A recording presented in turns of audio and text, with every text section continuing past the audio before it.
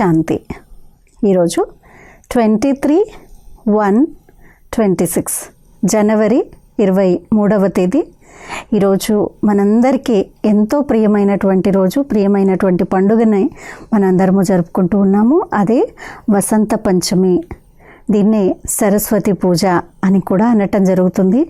మరి వసంత పంచమిని ఎలా జరుపుకోవాలి, ఈ పంచమి రోజు మాఘమాసం వచ్చిన తర్వాత ఎందుకు ఎలా జరుపుకుంటూ ఉన్నాము అనేటువంటిది చాలా మంచి వీడియో తయారైంది. మీరందరూ కూడా అలాంటి సరస్వతి పుత్రులుగానే కాకుండా అలాంటి సరస్వతి దేవిగా తయారయ్యేటువంటి ఒక లక్ష్యాన్ని మనందరం తీసుకుందాము. మరి మా అమ్మ సరస్వతి దేవిని మనం ఈరోజు ముఖ్యంగా గుర్తు చేస్తూ ఉన్నాము. ఆ సరస్వతి దేవిలో ఉన్నటువంటి జ్ఞానము, విచక్షణ, ప్రేమ, ఆనందము, సాత్వికత, మరి పరమాత్ముడి పైన ఉన్నటువంటి విశ్వాసము, వారిపైన ఉండేటువంటి సంపూర్ణ సరెండర్నెస్ ఏదైతే ఉందో, వీటన్నిటినీ మన జీవితంలో ఈరోజు ధారణ చేద్దాము. మరి ఈ సరస్వతి పూజను లేదు వసంత పంచమిని ఎలా జరుపుకోవాలి అనేటువంటి ఒక మంచి వీడియో తయారైంది. దాన్ని మీరందరూ చూడగలరు మరియు ఇతరులకు కూడా చేర్చగలరు. మరి ఈరోజు బాబు యొక్క సాకార రూపంలోని మధురమైన మహావాక్యాలని విందాము. మధురమైన పిల్లలు, మీ నోటి నుండి సదా జ్ఞానరత్నాలే వెలువడాలి. మీ ముఖం సదా హర్షితంగా ఉండాలి. మీ నోటి నుండి సదా జ్ఞానరత్నాలే వెలువడాలి. మీ ముఖము సదా హర్షితంగా ఉండాలి. ఈరోజు ప్రశ్న: ఏ పిల్లలైతే బ్రాహ్మణ జీవితంలో జ్ఞానాన్ని ధారణ చేశారో వారి గుర్తులు ఎలా ఉంటాయి? ఏ పిల్లలైతే బ్రాహ్మణ జీవితంలో జ్ఞానాన్ని ధారణ చేశారో వారి గుర్తులు ఎలా ఉంటాయి? జవాబు: వారి నడవడిక దేవతల వలె ఉంటుంది. వారిలో దైవీ గుణాలు కూడా ధారణ అవుతాయి. వారికి జ్ఞానాన్ని విచారసాగర మంథనం చేసే అభ్యాసం ఉంటుంది. వారు ఎప్పుడూ ఆసురి విషయాలు అనగా చెత్త విషయాల మంథనాన్ని చేయరు. వారు జీవితం నుండి తిట్టడము మరియు గ్లాని చేయడము సమాప్తమైపోతుంది. వారి ముఖం సదా హర్షితంగా ఉంటుంది. ఓం శాంతి. జ్ఞానము మరియు భక్తి విషయాలపై తండ్రి కూర్చుని అర్థం చేయిస్తారు. భక్తి ద్వారా సద్గతి లభించదని మరియు సత్యుగంలో భక్తి ఉండదని పిల్లలు అర్థం చేసుకున్నారు. జ్ఞానం కూడా సత్యుగంలో లభించదు. కృష్ణుడు భక్తి చేయడు, అలాగే జ్ఞాన మురళిని కూడా మ్రోగించడు. మురళి అనగా జ్ఞానాన్ని ఇవ్వడము. మురళిలో ఇంద్రజాలం ఉంది అన్న గాయనం కూడా ఉంది కదా. మురళి మే హే జాదూ తేరీ అనేటువంటి గాయనం ఉంది కదా. మరి తప్పకుండా ఏదో ఇంద్రజాలం ఉంటుంది కదా. కేవలం మురళిని మ్రోగించడం సామాన్యులైన ఫకీర్లు కూడా చేస్తూ ఉంటారు. ఈ మురళిలో జ్ఞానపు ఇంద్రజాలం ఉంది. అజ్ఞానాన్ని ఇంద్రజాలము అని అనరు, మురళినే ఇంద్రజాలము అని అంటారు. మనుషులు జ్ఞానం ద్వారా దేవతలుగా అవుతారు. సత్యుగం ఉన్నప్పుడు ఈ జ్ఞాన వారసత్వం ఉంటుంది. అక్కడ భక్తి ఉండదు. ద్వాపర యుగం నుండి దేవతల నుండి మనుష్యులుగా అయిపోయినప్పుడు భక్తి ఉంటుంది. మనుషులు వికారులుగా ఉంటారు. దేవతలను నిర్వికారులు అని అంటారు. దేవతల సృష్టిని పవిత్ర ప్రపంచము అని అంటారు. ఇప్పుడు మీరు దేవతలుగా అవుతున్నారు. జ్ఞానము అని దేన్ని అంటారు? ఒకటేమో స్వపరిచయాన్ని మరియు తండ్రి పరిచయాన్ని మరియు సృష్టి ఆది మధ్యాంతాలను జ్ఞానము అని అంటారు. జ్ఞానం ద్వారా సద్గతి లభిస్తుంది. ఆ తర్వాత భక్తి ప్రారంభమైతే దాన్ని కిందకి దిగే కళ అని అంటారు. ఎందుకంటే భక్తిని రాత్రి అని, జ్ఞానాన్ని పగలు అని అంటారు. ఇది ఎవరి బుద్ధిలోనైనా కూర్చోవచ్చు. కానీ దైవీ గుణాలను అందరూ ధారణ చేయరు. దైవీ గుణాలు ఉన్నట్లయితే జ్ఞాన ధారణ ఉంది అని అర్థం చేసుకోవచ్చు. జ్ఞాన ధారణ ఉన్నవారి నడవడిక దేవతల వలె ఉంటుంది. తక్కువ ధారణ ఉన్నవారి నడవడిక అది ఇది కలిసిపోయి ఉంటుంది. ధారణ లేకపోతే వారు పిల్లలు కానట్లే. మనుషులు తండ్రిని ఎంతగానో గ్లాని చేస్తారు. బ్రాహ్మణ కులంలోకి వచ్చినప్పుడు తిట్టడం కానీ గ్లాని చేయడము సమాప్తమైపోతుంది. మీకు జ్ఞానం లభిస్తుంది. దానిపై విచారసాగర మంథనం చేయడం ద్వారా అమృతం లభిస్తుంది. విచారసాగర మంథనమే చేయకపోతే ఇంకేం మంథనం జరుగుతుంది? విచారసాగర మంథనం లేకపోతే ఏ మంథనం జరుగుతుంది? ఆసురి ఆలోచనల మంథనమే జరుగుతుంది. దాని నుండి చెత్తయే వెలువడుతుంది. ఇప్పుడు మీరు ఈశ్వరీయ విద్యార్థులు, ఇప్పుడు మనుష్యుల నుండి దేవతలుగా అయ్యే చదువును చదువుతున్నారని మీకు తెలుసు. దేవతలు ఈ చదువును చదివించరు. దేవతలను ఎప్పుడు జ్ఞానసాగర్లు అని అనరు. జ్ఞానసాగర్లు అని ఒక్కరినే అంటారు. దైవీ గుణాలు కూడా జ్ఞానం ద్వారానే ధారణ అవుతాయి. ఇప్పుడు పిల్లలైన మీకు ఈ జ్ఞానం లభిస్తుంది. ఇది సత్యుగంలో ఉండదు. ఈ దేవతల్లో దైవీ గుణాలున్నాయి. మీరు సర్వగుణ సంపన్నులు అన్న మహిమను కూడా చేస్తారు. మరి ఇప్పుడు మీరు ఆ విధంగా అవ్వాలి. నాలో అన్ని దైవీ గుణాలు ఉన్నాయా, లేక ఏవైనా ఆసురి అవగుణాలు ఉన్నాయా అని మిమ్మల్ని మీరు ప్రశ్నించుకోవాలి. మీలో ఏవైనా ఆసురి అవగుణాలు ఉన్నట్లయితే వాటిని తొలగించేసుకోవాలి.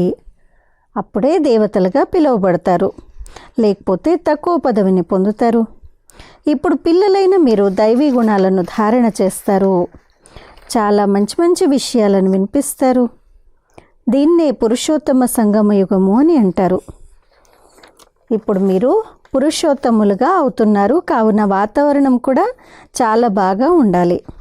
అశుద్ధమైన విషయాలలో వెలువడకూడదు, లేకపోతే వీరు తక్కువ పదవిని పొందేవారు అని అనబడతారు.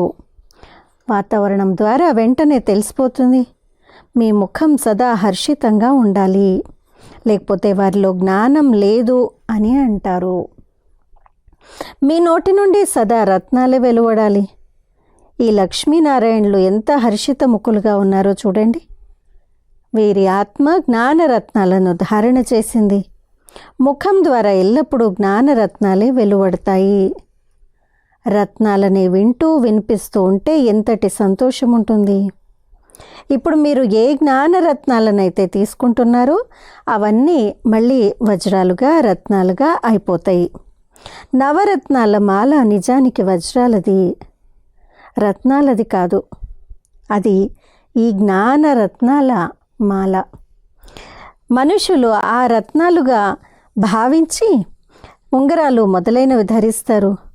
ఈ జ్ఞానరత్నాల మాల పురుషోత్తమ సంగమ యుగంలో ధరించబడుతుంది. ఈ రత్నాలే మిమ్మల్ని భవిష్య 21 జన్మల వరకు సుసంపన్నంగా తయారు చేస్తాయి. వాటిని ఎవ్వరూ దోచుకోలేరు. ఇక్కడ మీరు వజ్ర వైఢూర్యాలను ధరించినట్లయితే ఎవరైనా దోచుకుపోతారు. కావున స్వయాన్ని చాలా చాలా వివేకవంతులుగా తయారు చేసుకోవాలి. ఆసురీ అవగుణాలను తొలగించుకోవాలి. ఆసురీ అవగుణాల ద్వారా మీ ముఖమే ఆ విధంగా అయిపోతుంది. క్రోధంలో ముఖము ఎర్రగా రాగిలా అయిపోతుంది. కామ వికారం ఉన్నవారు నల్లగా అయిపోతారు. కావున పిల్లలు ప్రతి ఒక్క విషయంలోనూ విచారసాగర మంథనం చెయ్యాలి. ఈ చదువు ఉన్నదే అపారమైన ధనాన్ని పొందేందుకు. ఆ చదువు రత్నాలేవి కావు.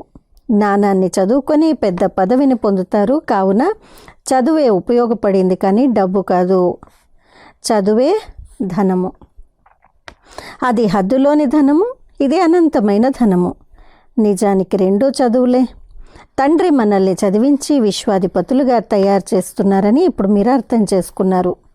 అది ఒక్క జన్మ కొరకు చదువుకొని అల్పకాలికమైన క్షణభంగురమైన చదువు. మళ్ళీ మరు జన్మలో కొత్తగా చదువుకోవాల్సి ఉంటుంది. అక్కడ ధనం కొరకు చదువుకోవాల్సిన అవసరం ఉండదు. అక్కడ ఇప్పటి పురుషార్థం ద్వారా అపారమైన ధనం లభిస్తుంది.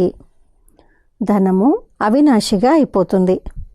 దేవతల వద్ద ఎంతో ధనం ఉండేది. మళ్ళీ వారు భక్తి మార్గంలోకి అనగా రావణ రాజ్యంలోకి వచ్చినప్పుడు ఎంత ఉండేది? ఎన్ని మందిరాలను నిర్మించి ఉంటారు. మళ్ళీ వాటిని ముసల్మాన్లు మొదలైన వారు వచ్చి దోచుకుపోయారు. ఎంత ధనవంతులుగా ఉండేవారు.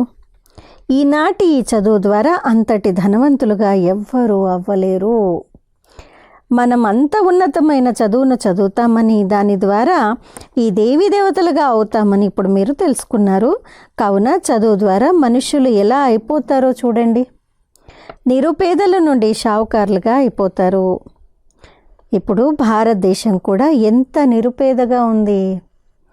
షావుకారులకైతే అసలు ఖాళీయే లేదు. నేను ఫలానాను అని తమ అహంకారం ఉంటుంది. ఇందులో అహంకారం మొదలైందంతా అంతమైపోవాలి. మనం ఒక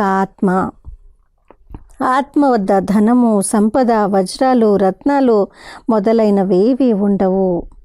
దేహ సహితంగా అన్ని సంబంధాలను వదిలివేయండి అని తండ్రి కూడా అంటారు. ఆత్మ శరీరాన్ని వదిలితే తమ సంపద మొదలైందంతా అంతమైపోతుంది.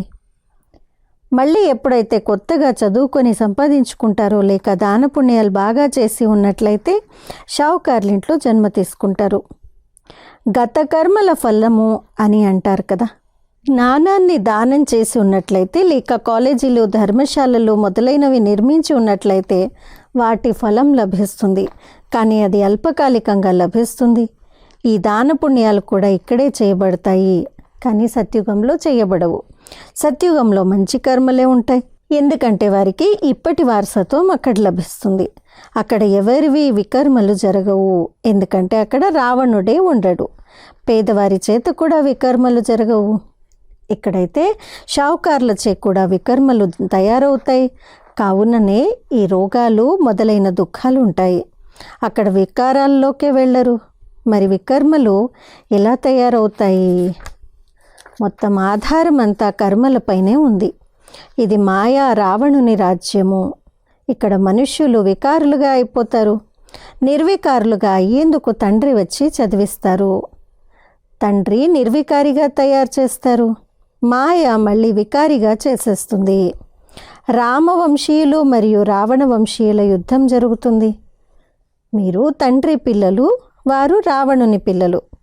ఎంత మంచి మంచి పిల్లలు మాయ చేత ఓడిపోతారు. మాయ ఎంతో ప్రబలమైంది. అయినా విశ్వాసాన్ని ఉంచుతారు కదా. అధమాతి అధములు అనగా పూర్తి పతితుల ఉద్ధారణను కూడా చేయవలసి ఉంటుంది కదా. తండ్రి అయితే మొత్తం విశ్వపు ఉద్ధారణను చేయవలసి ఉంటుంది. ఎంతగానో పడిపోతారు. పూర్తిగా నష్టంలోకి వెళ్ళిపోయిన అధమాతి అధములుగా అయిపోతారు. అటువంటి వారిని కూడా తండ్రి ఉద్ధరిస్తారు. రావణ రాజ్యంలో అందరూ అధములే, కానీ తండ్రి రక్షిస్తారు. అయినా పడిపోతూ ఉంటారు. దాంతో చాలా అధములుగా అయిపోతారు. మళ్ళీ వారు ఇక అంతగా పైకెక్కలేరు. ఆ పతితత్వం లోపల తింటూ ఉంటుంది. అంత్యకాలంలో ఎవరైతే స్త్రీని స్మరిస్తారో వారు వేశ్యాయోనిలో జన్మిస్తారు అని అంటారు. వారి బుద్ధిలో ఆ అధమమైన ఆలోచనలే వస్తూ ఉంటాయి. కావున బాబా కూర్చొని పిల్లలకు కల్పకల్పము మీరే దేవతలుగా అవుతారు అని అర్థం చేయిస్తారు. అలా జంతువులు ఏమన్నా అవుతాయా? మనుషులే అవుతారు మరియు అర్థం చేసుకుంటారు. ఈ లక్ష్మీనారాయణలకు కూడా ముక్కు, చెవులు మొదలైనవి ఉన్నాయి. వారు కూడా మనుష్యులే కదా, కానీ వారు దైవీ గుణాలు కల్లవారు. కావున వారిని దేవతలు అని అంటారు. వీరు ఇటువంటి సుందరమైన దేవతలుగా ఎలా అవుతారు? మళ్ళీ ఎలా ఓడిపోతారు? ఈ చక్రాన్ని గురించి మీకు తెలిసింది. ఎవరైతే విచారసాగర్ మంథనం చేస్తారో వారికి ధారణ కూడా బాగా జరుగుతుంది. విచారసాగర్ మంథనమే చేయకపోతే అవివేకులుగా అయిపోతారు. మురళి వినిపించే వారి విచారసాగర్ మంథనం జరుగుతూ ఉంటుంది. ఈ టాపిక్పై ఇలా అర్థం చేయించాలి అంటూ ఆటోమేటిక్గా విచారసాగర్ మంథనం జరుగుతూ ఉంటుంది. ఫలానా వారు రానున్నారు అని భావిస్తారు. కావున వారికి కూడా ఉల్లాసంగా అర్థం చేయిస్తారు. తద్వారా వారు కూడా అర్థం చేసుకోవచ్చు. అది భాగ్యంపై ఆధారపడి ఉంటుంది. కొందరు వెంటనే నిశ్చయం ఏర్పరచుకుంటారు, కొందరు ఏర్పరచుకోరు. అయినా విశ్వాసం ఉంచబడుతుంది. ఇప్పుడు కాకపోయినా ముందు తప్పకుండా అర్థం చేసుకుంటారు. ఆశ ఉండాలి కదా. అలా ఆశను ఉంచుతున్నారంటే సేవ అభిరుచి ఉన్నట్లు. అలసిపోకూడదు. ఎవరైనా చదువుకొని మళ్ళీ అధములుగా అయిపోయి వారు మళ్ళీ వస్తే వారిని తప్పకుండా విజిటింగ్ రూమ్లో కూర్చోపెడతారా లేక వెళ్ళిపోమంటారా? ఇన్ని రోజులు ఎందుకు రాలేదని తప్పకుండా అడుగుతారు. మాయ చేత ఓడిపోయాము అని అంటారు. అలా ఎందరో వస్తారు. జ్ఞానం చాలా బాగుంది, కానీ మాయ ఓడించేసింది అని భావిస్తారు. స్మృతి అయితే ఉంటుంది కదా. భక్తిలో ఓటమి మరియు గెలుపుల విషయమే ఉండదు. ఈ జ్ఞానం ధారణ చేయవలసింది. ఇప్పుడు మీరు తండ్రి ద్వారా సత్యమైన గీతను వింటారు, కానీ దాని ద్వారా దేవతలుగా అయిపోతారు. బ్రాహ్మణులుగా అవ్వకుండా దేవతలుగా అవ్వలేరు. క్రైస్తవులు, పార్సీలు, ముసల్మాన్లలో బ్రాహ్మణులంటూ ఎవరు ఉండరు. ఈ విషయాలన్నీ మీరు ఇప్పుడే అర్థం చేసుకుంటారు. అల్లాను స్మృతి చేయాలని మీకు తెలుసు. వారిని స్మృతి చేయడం ద్వారానే రాజ్యం లభిస్తుంది. మిమ్మల్ని ఎప్పుడు ఎవరు కలిసినా మొట్టమొదట అల్లాను స్మృతి చేయండి అని చెప్పండి. ఆ మొట్టమొదటి వారినే ఉన్నతమైన వారు అని అంటారు. వేలితో ఆ ఒక్కరి వైపుకే సంజ్ఞ చేస్తారు కదా, ఇలా చూపిస్తారు కదా వేలితో, శివబాబా వైపుకే. అలఫ్ అనగా ఒకటి అని అర్థము. భగవంతుడు ఒక్కరే, మిగిలిన వారంతా పిల్లలే. తండ్రి ఎల్లప్పుడూ ఒక్కరే ఉంటారు. వారు రాజ్యం చేయరు, జ్ఞానాన్ని ఇస్తారు, తమ పిల్లలుగాను చేసుకుంటారు. కావున పిల్లలు ఎంతటి సంతోషంలో ఉండాలి. బాబా మనకెంతటి సేవను చేస్తారు. మనల్ని విశ్వాధిపతులుగా తయారు చేస్తారు. కానీ వారు స్వయం ఆ కొత్త పవిత్ర ప్రపంచంలోకి రారు. పావన ప్రపంచంలో వారిని ఎవ్వరూ పిలవరు, పతితులే పిలుస్తారు. వారు పావన ప్రపంచంలోకి వచ్చి ఏం చేస్తారు? వారి పేరే పతిత పావనుడు. కావున పాత ప్రపంచాన్ని కొత్త ప్రపంచంగా తయారు చేయడం వారి డ్యూటీ. తండ్రి పేరు శివ మరియు పిల్లలను శాలిగ్రామాలు అని అంటారు. వారి పూజ జరుగుతుంది. అందరూ శివబాబాని స్మృతి చేస్తారు. అలాగే బ్రహ్మను కూడా తండ్రి అని అంటారు. ప్రజాపిత బ్రహ్మ అని ఎంతోమంది అంటారు. కానీ వారిని గూర్చి యథార్థ రీతిగా తెలియదు. బ్రహ్మ ఎవరి సంతానము? పరమపిత శివ పరమాత్మ వారిని దత్తత తీసుకున్నారు అని మీరు అన్నారు. వీరు శరీరధారి కదా. ఆత్మలందరూ ఈశ్వరుని సంతానమే. ఆత్మలందరికీ తమ తమ శరీరాలు ఉన్నాయి, తమ తమ పాత్రలు లభించాయి. వాటిని అభినయించవలసిందే. ఇది పరంపరగా కొనసాగుతూ వస్తుంది. అనాది అనగా దాని ఆది మధ్యాంతాలు ఉండవు. ఇది అంతమవుతుంది అని మనుషులు వింటే ఇది మళ్ళీ ఎలా తయారవుతుంది అని తికమక పడతారు. ఇది అనాది అయింది అని బాబా అర్థం చేయిస్తారు. ఎప్పుడు తయారవుతుంది అన్నది అడగవలసిన అవసరం లేదు. ప్రళయం అనేదే జరగదు. అవి కూడా కోతలు మాత్రమే. మనుషులు కొద్దిమందే మిగులుతారు. కావున ప్రళయం జరిగింది అని అంటారు. బాబాలో ఏ జ్ఞానం అయితే ఉందో అది ఇప్పుడే ఎమర్జ్ అవుతుంది. మొత్తం సాగరం అంతటిని సిరాగా చేసినా అది పూర్తవ్వదు అని వీరిని గుర్చే అంటారు. अच्छा मीठे मीठे सिकिलदे बच्चों प्रति माता पिता बाप दादा का याद प्यार और गुड मॉर्निंग. रूहानी बाप की रूहानी बच्चों को नमस्ते. हम रूहानी बच्चों की रूहानी माता पिता बाप दादा को याद प्यार गुड मॉर्निंग और नमस्ते. ధారణ కొరకు ముఖ్య సారము. మొదటి పాయింట్, మీ హర్షిత ముఖం ద్వారా తండ్రి పేరును ప్రఖ్యాతం చేయాలి. జ్ఞానరత్నాలనే వినాలి మరియు వినిపించాలి. మీ కంఠంలో జ్ఞానరత్నాల మాల ధరింపబడి ఉండాలి. ఆసురి అవగుణాలను తొలగించి వేయాలి. 2, సేవలో ఎప్పుడూ అలసిపోకూడదు. విశ్వాసాన్ని ఉంచి అభిరుచితో సేవను చేయాలి. విచారసాగర మంథనం చేసి ఉల్లాసంగా ఉండాలి. ఈరోజు వరదానము సమస్యాముక్త భవ. కన్ఫ్యూజ్ అయ్యేందుకు బదులుగా లూజ్ కనెక్షన్ను సరి చేసుకునే సమస్యాముక్త భవ. కన్ఫ్యూజ్ అయ్యేందుకు బదులుగా లూజ్ కనెక్షన్ను సరి చేసుకునే సమస్యాముక్త భవ. అన్ని సమస్యలకు మూల కారణము కనెక్షన్ లూజ్ అవ్వడము. కేవలం కనెక్షన్ను సరిచేసుకున్నట్లయితే సర్వశక్తులు మీ ముందు తిరుగుతూ ఉంటాయి. ఏదైనా కనెక్షన్ను జోడించటంలో 1-2 నిమిషాలు పట్టినా కానీ ధైర్యాన్ని కోల్పోయి కన్ఫ్యూజ్ అయిపోకండి. నిశ్చయం రూపీ పునాదిని చలింపచేయకూడదు. నేను బాబాకు చెంది ఉన్నాను, బాబా నావారు అన్న ఈ ఆధారం ద్వారా పునాదిని దృఢంగా చేసినట్లయితే సమస్యాముక్తులుగా అయిపోతారు. స్లోగన్: బీజరూప స్థితిలో స్థితులైపోవటము ఇదే పాత సంస్కారాలను పరివర్తన చేసే విధి. బీజరూప స్థితిలో స్థితులైపోవటము ఇదే పాత సంస్కారాలను పరివర్తన చేసే విధి. అచ్చా, అవ్యక్త ప్రేరణ. ఈ అవ్యక్త మాసంలో బంధనముక్తులుగా ఉంటూ జీవన్ముక్త స్థితిని అనుభవం చేసుకోండి. ఎప్పుడైనా సేవలో కానీ లేక తమ పాత సంస్కారాలను పరివర్తన చేసుకునే విషయంలో కానీ సఫలత లభించనట్లయితే ఏదో ఒక విఘ్నానికి వశమైపోతారు. తర్వాత దాని నుండి ముక్తులుగా అయ్యే కోరికను కూడా పెట్టుకుంటారు. కానీ శక్తి లేకుండా ఈ కోరిక పూర్తవజాలదు.